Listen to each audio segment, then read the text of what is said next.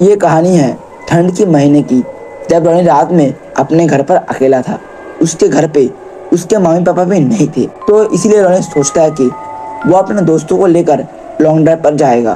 तो रॉनी अपना कार निकाल के अपने 2-3 दोस्तों को उठा लेता है। तो ये सभी एक सुनसानी इलाके में पहुंच जाते हैं और वहां पहुंचते ही ये सभी बैठ के बातें कर रहे थे, हंस रहे थे और तब करीब रात के 11 बज चुके थे। तो ये सभी वहां से निकलने वाले थे, लेकिन तभी इन सभी को एक जोरदार आवाज सुनाई दी। ये सभी इधर उधर देखने लगे कि कौन है भाई।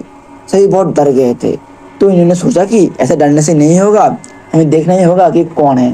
तो तभी इन्होंने देखा कि एक बच्चा उनके सामने खड़ा है। वो बच्चा इतनी रात में क्या कर रहा था इतनी सुनसानी इलाकों पर, इनको कुछ समझ नहीं आ रहा था। तो इनका एक दोस्त उस बच्चे के पास जाता है और पूछना लगता है कि तुम इतनी रात पे यहाँ पर क्या कर रहे हो। तो वो बच्चा कहता है कि मेरा घर पास में ही है, मैं हर रोज यहाँ पर आता हूँ। तो ये सुन के सभी बहुत हैरान हो गए कि आखिर इतनी रात में ये बच्चा अकेला यहाँ पर घूमने आता है। तो इन्होंने उस बच्चे को कहा कि चलो हम तुमको घर छोड़ देते हैं। तो वो अजीब सा दिखने वाला बच्चा भी हाँ कह दिया।